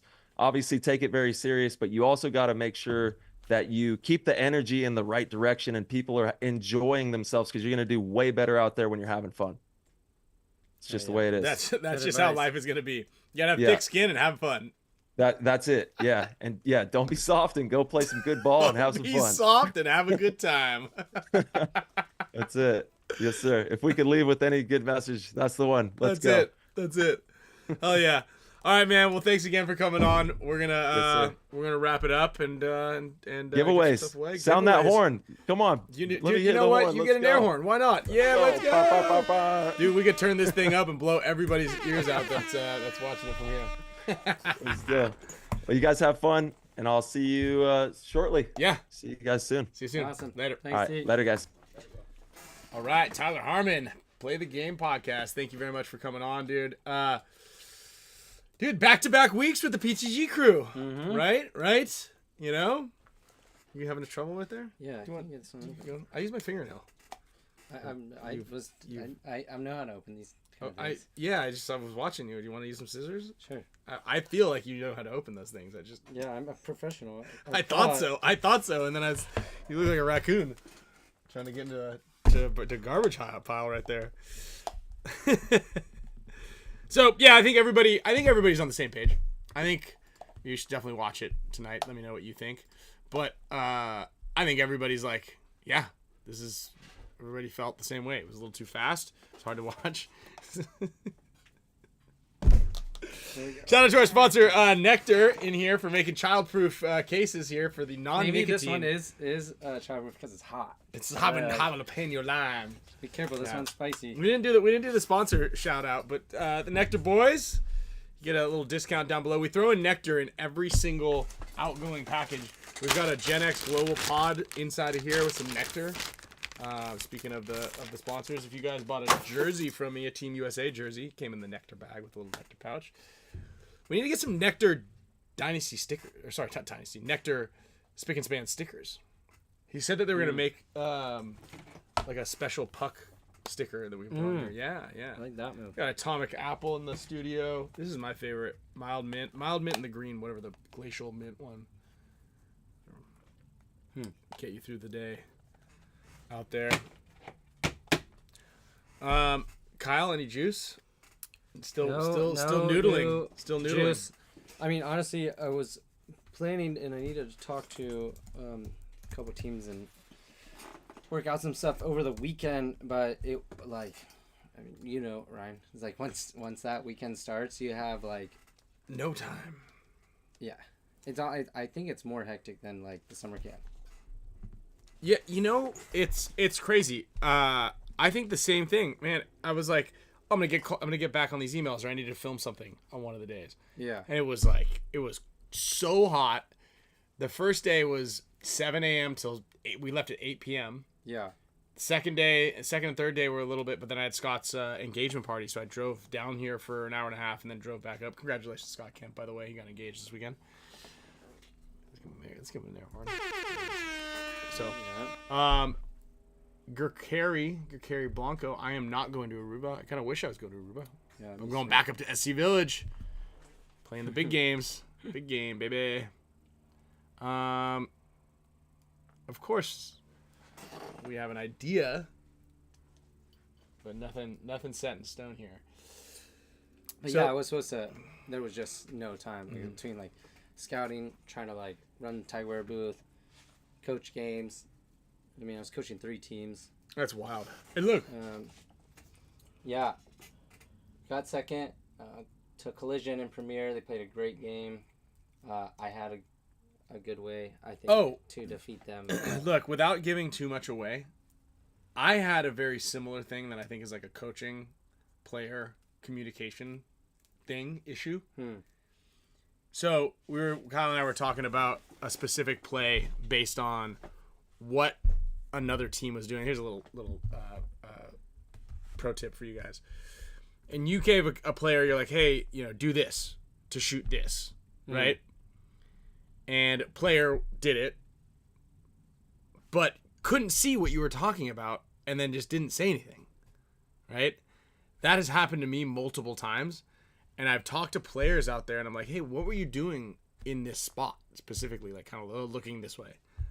Oh, I don't know, I just couldn't see anything looking the other way. I was like, what can you see looking to the right? Nothing really. Well, then what are you doing in here? I'm like, oh, the coach said to go there and shoot straight ahead, so I was. Like, but you don't want to tell, did you just didn't say anything? Like, hey, I don't know what I'm supposed to do. Like, why do you got to, like, give feedback. There's got to be feedback. And if you don't know, please, like, it's okay to ask. Yeah. Like, hey, I know you wanted me to do something, but I couldn't see or tell what exactly it was I was supposed to do in the position you told me to go in. And be like, you might have stepped a little too far to the left or to the right or not enough or whatever it is. But like, on this WCPPL layout, there was a center tower, and oftentimes guys would run to the center tower and they would literally run straight at you. Like straight at you. And we're like, hey, shoot at this guy. I'm like, I didn't see him. Like, how did you not see him?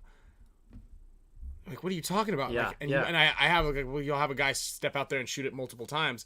Like, how are you not seeing this? And like, oh, because if I step over here, I can't see it. I go, what? But you could see it from this position. Like maybe just don't take that step over. Yeah. It's like, oh yeah, I never thought about that.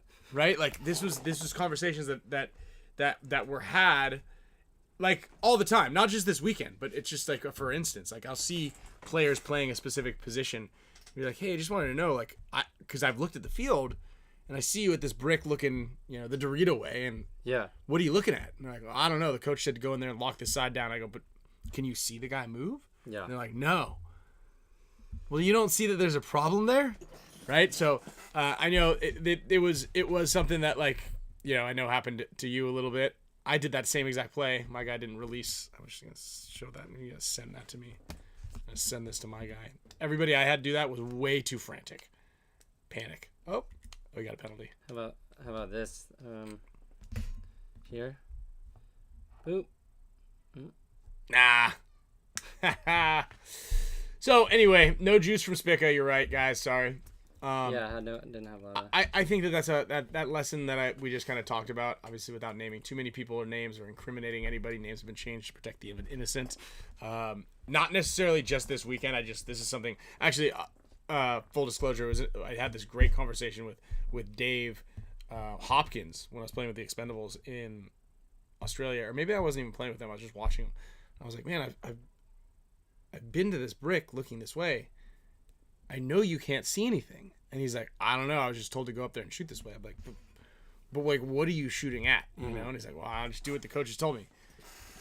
And I know out there, we've talked about it, you know, like a lot of people get information from their coaches that they don't quite understand how to process, and just to not, that mindset of like, I don't want to look weak or look like I don't know what I'm talking about or doing, so I'm just going to go through the motions.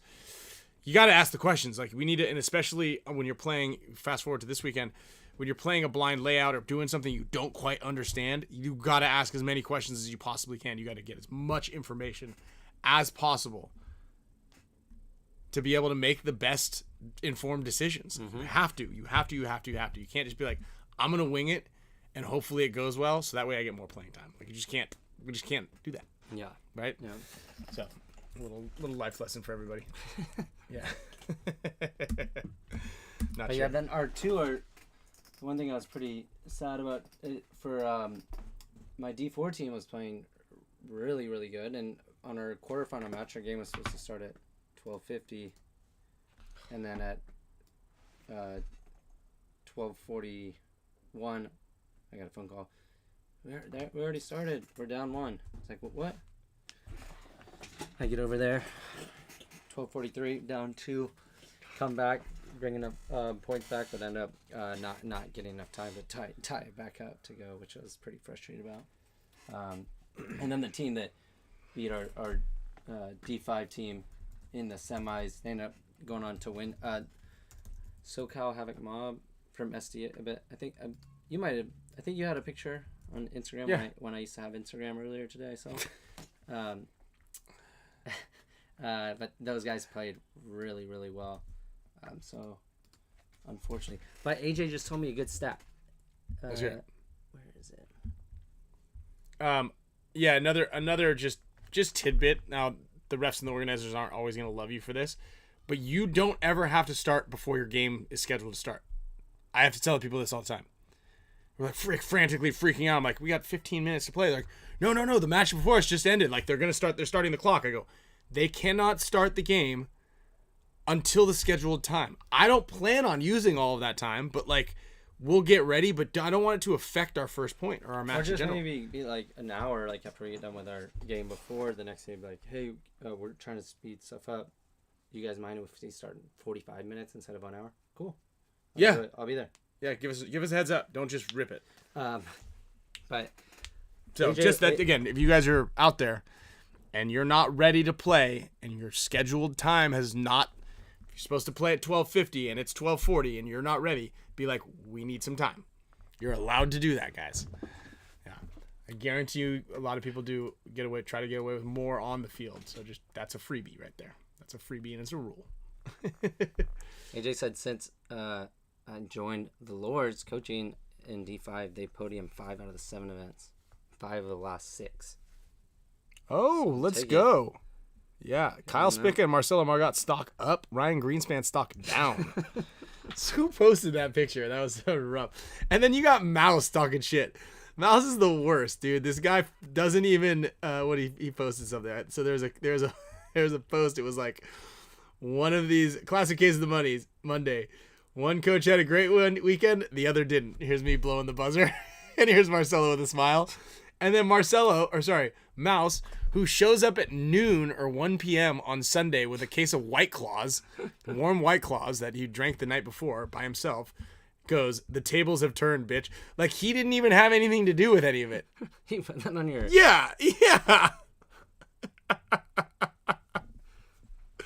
He shows up Sunday late afternoon after not helping you at all. I will say those White Claws he wasn't drinking those though. He thought it was a good gift. Oh, he was a good gift. Hey, I'm sorry I'm late. Here's a 6-pack of White Claws.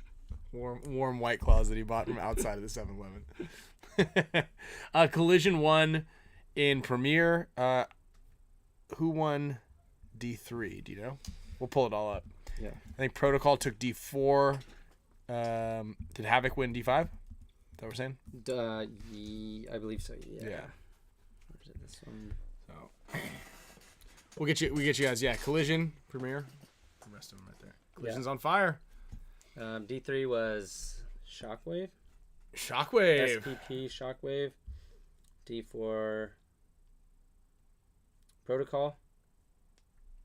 Cobra's second. D5 was SoCal Havoc Mob and AZ Battle Zone Black. This team that we played for third, they've won 2 events Damn. already. What is it? D-Day Black? Yeah. D-Day Black. Okay. And then let's see what the season rankings. So Collision in first. Well, so this is what's wild about Premier. So with the exception of Collision, nobody who made, like, none of the top teams from last event made Sunday this event, because you guys didn't make Sunday the last event, right? No, we Round got two. 11th.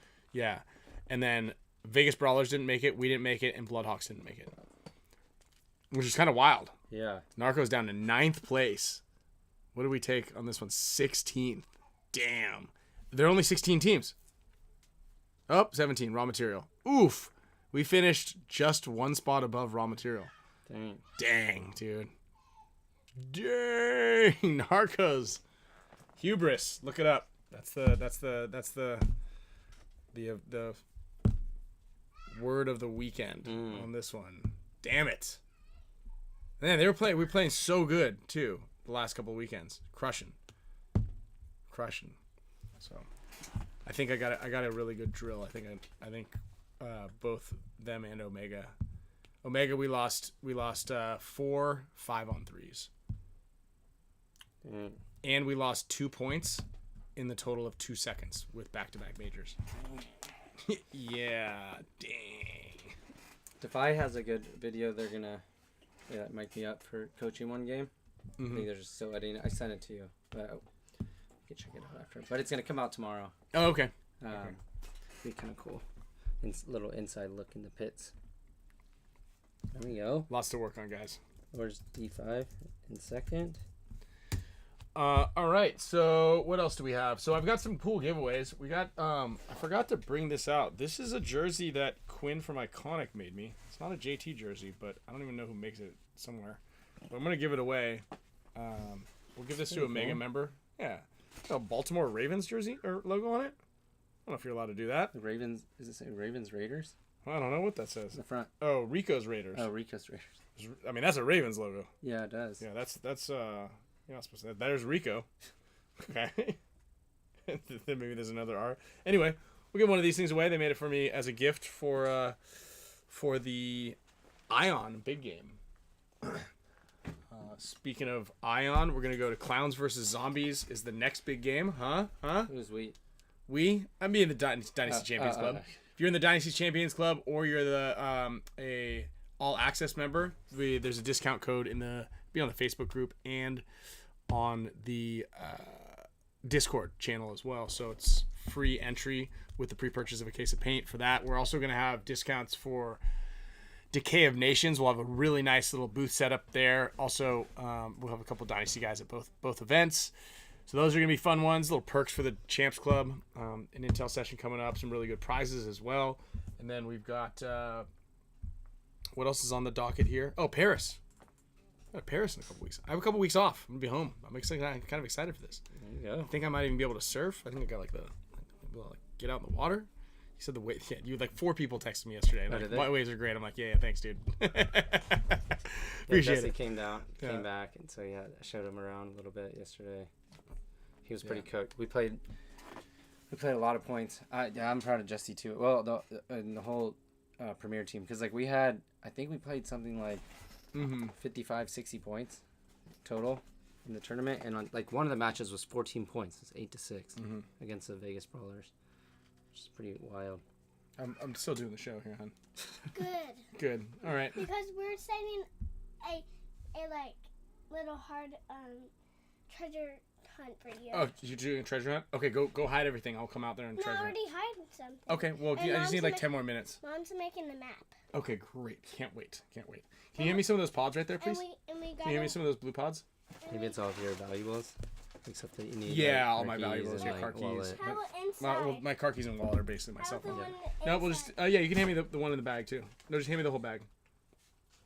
So we got some these special blue Gen X Global pods. No, I wanna do You want to pull it out? All right, there we go. Signed already. Sloan, should we have you sign that? What do you guys think? Do you think Sloan should sell this? Sign this? Seashore. Sloan signs the pods by the seashore. Say that. Sloan? No? No, my name is Sloan. So? I know that. name's not- I named you that. Here you go. Sign your name on there, please. And make sure that pen doesn't touch anything else other than the pod. Not me, not Uncle Kai, none of that. Not trying to give her any ideas or anything like that. Okay. So, yeah, other than that, for the announcements, big thank you. I know we kind of skipped over the sponsorship side of things, but big thanks for all the sponsors of the show. It smells good. It's not supposed to smell good. Look at that. Good work. A great looking signature. It kind of looks like Kyle's handwriting. Yeah, it does. All right, so we got some Gen X Global Pods. Thanks to Gen X for supporting the show. Pate Smith and Pate Smith Law. Move of the event, move of the finals, move at the World Cup. $5,000 to one lucky pro player who makes the best move. Supporting paintball, supporting everybody out here, everybody below here in the sponsorship bar.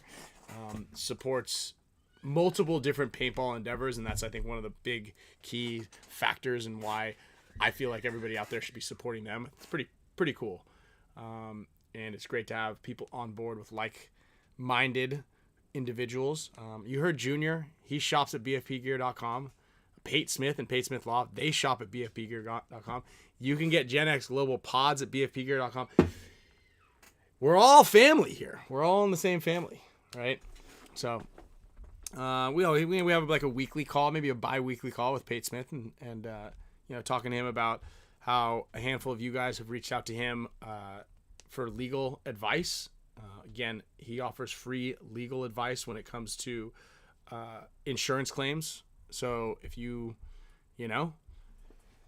have any kind of insurance claim, whether it's something with your house, an accident, all that stuff, you want to make sure you guys have somebody that you can trust and somebody on your team. He's your guy. He's our guy. So, big shout out to everybody. Bob Custer, the waffles. You can go on to dynastypaintball.com. We've got a handful of waffle forces available this batch. There will be another round of them, but all of them very limited. Only 100 made.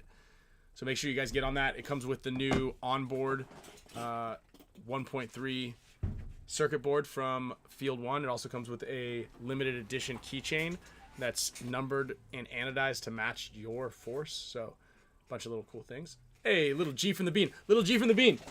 Dude, I've got your package right here. This you won on the show. Oh, I got it.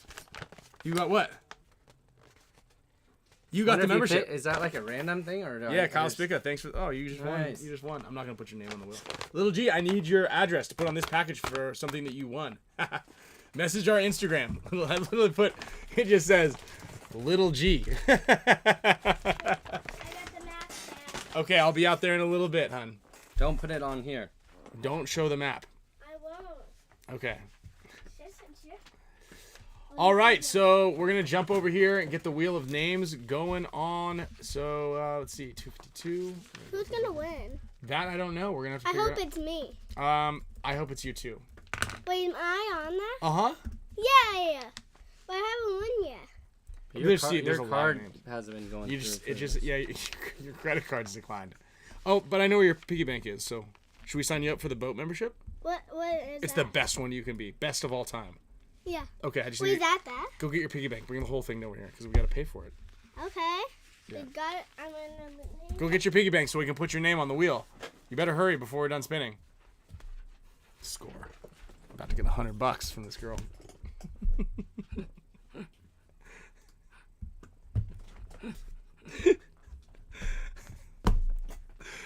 I mean, it's my money anyway, right? That is true.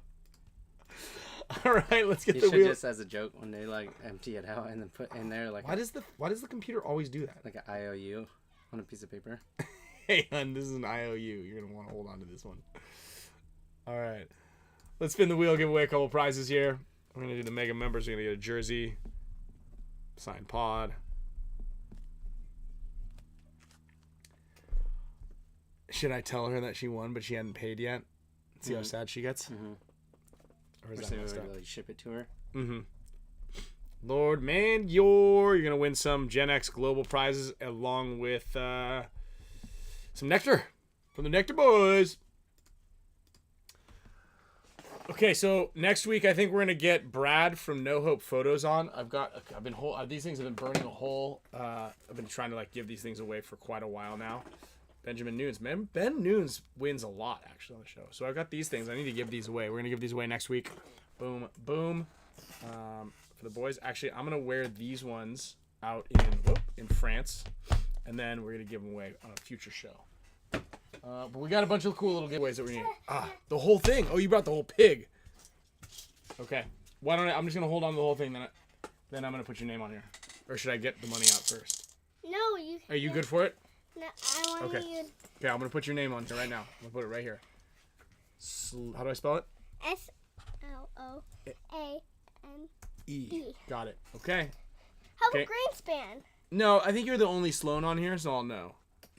Wait, where is my name? I don't know. It's somewhere in there. There's a lot of people. So your odds aren't great. You delayed and you deleted it? No, I didn't. Papa Sosh, I need your address as well. You've won in the past. I never win. You're a big winner. By how like the weight of this thing, you sound like a winner. But you didn't put my name. I did it, but I shuffled it up. I did? Shuffled it. How do you do that? Oh, you shove.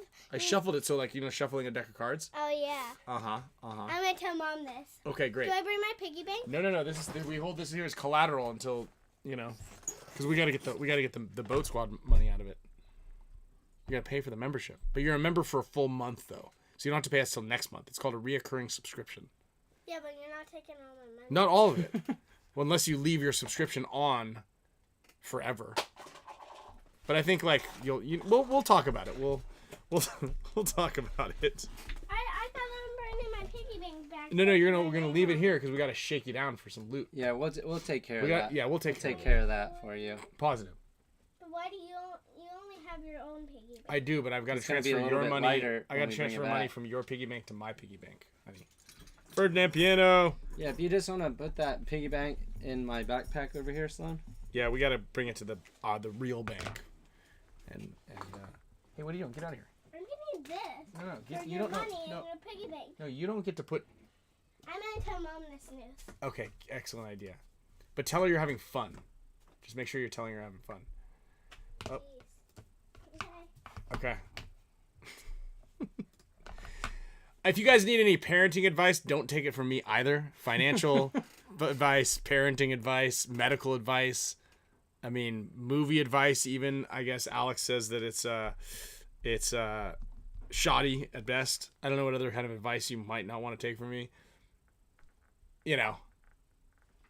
Little G, I actually kind of forgot what you, so many life and business lessons in this wheel sesh. All right, here for the jersey right now. We're going for a jersey. Next week, let's give away a headband next week, along with these ears, and some more parenting and, some financial advice. Don't invest in SCMI. I got some more fun. Oh, yeah. Nice. I did have some SCMI calls going into today, so those are now it can expire worthless. Those will be $0 tomorrow. But so again, don't take financial advice from me. Joey K, did you watch the Shark Whisperer yet? I have not. I didn't even know that was a thing. But yeah, only take paintball advice, and even then, take that with a grain of salt. I don't want you guys going over there and yelling at your coaches. Ryan said you don't know what you're talking about because you never made it past D3. Also, we got the boat squad. We're gonna give away a big prize this month. Maybe it'll be like Kyle Spicka's new team jersey. Oh yeah, That'd be a good one. or a previous jersey. Dad, I need to win. Okay, sorry, honey. We spun it. Our Fawn and EP won. So But there's I'm always sorry. next week. Yeah, unless you want to double down, double or nothing. We'll spin it again, but you got to pay twice. Or you could join. I You tried could to- join the boat. We The boat squad. no, she's in the boat squad now. She's got it Oh. for a month. Yeah, for a month. Now. Well, Yeah, now I quit. Okay.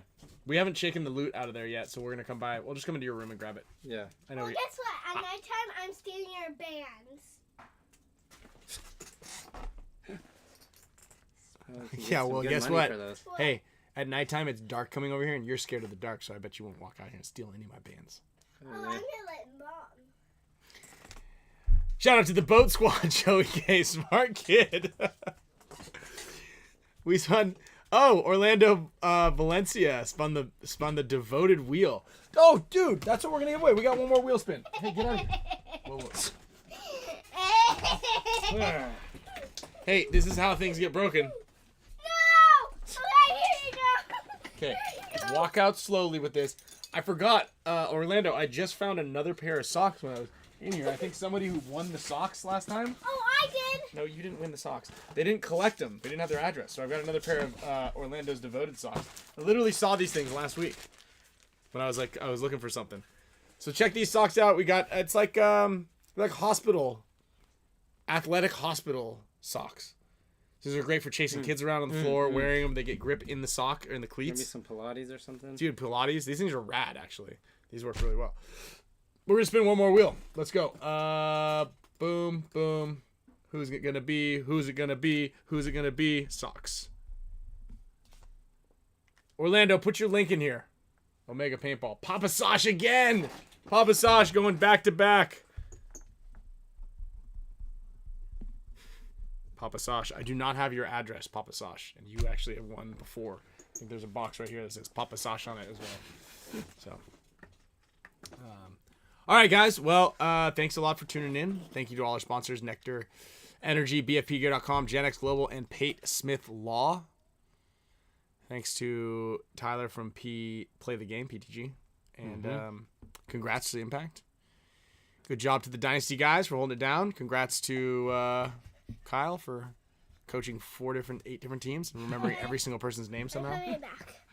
Oh, you're back. I didn't know. Because I thought you were showing Juice next week, Kyle. We are going to get you on a team this week. That's our goal. Okay. All right. Sounds good. We're getting Kyle on a team this week, and Making my decision very carefully. Nope. I'm gonna.